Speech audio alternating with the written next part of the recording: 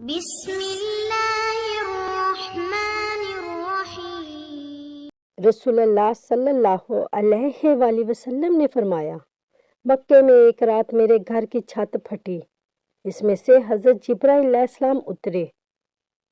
انہوں نے میرا سینہ چاک کر کے آب زمزم سے دھویا، پھر آسمانوں حکمت سے بھرا ہوا سونے کا ایک تشت لا کے میرے سینے میں ڈال دیا اور سینہ بند کر دیا۔ پھر وہ میرا ہاتھ پکڑ کے مجھے آسمان دنیا کی طرف لے کر چڑھنے لگے۔ جو چاہے وہ تہجد کے وقت مانگے۔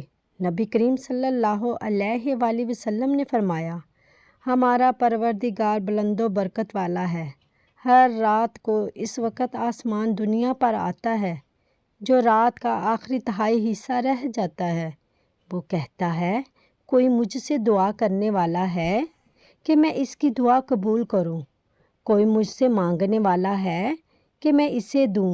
کوئی مجھ سے بخشش طلب کرنے والا ہے کہ میں اس کو بخش دوں؟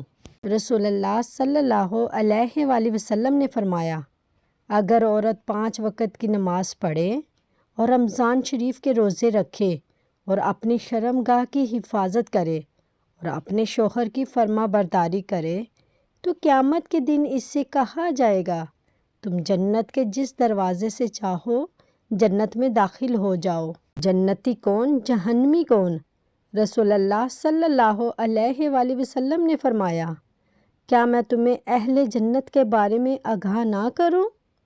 ہر وہ ناتواں اور بے حال شخص جسے لوگ کمزور سمجھیں وہ جنتی ہے۔ کیا میں تمہیں اہل جہنم کے بارے میں نہ بتاؤں؟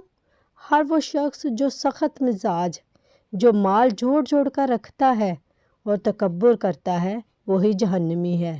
رسول اللہ صلی اللہ علیہ وآلہ وسلم نے ارشاد فرمایا، جو شخص رات کو وضو کر کے سوئے تو ایک فرشتہ اس کے پاس رات گزارتا ہے۔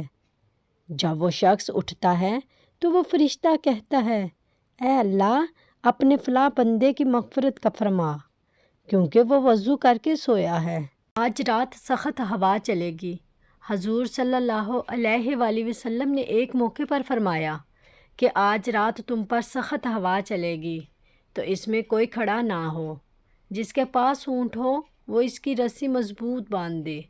چنانچہ بہت سخت ہوا چلی، ایک شخص کھڑا ہو گیا، اسے ہوا نے اٹھا لیا حتیٰ کہ اسے تلی کے پہاڑوں پر پھینک دیا۔ پلیز لائک اور سبسکرائب ضرور کیجیے گا۔ جزاک اللہ۔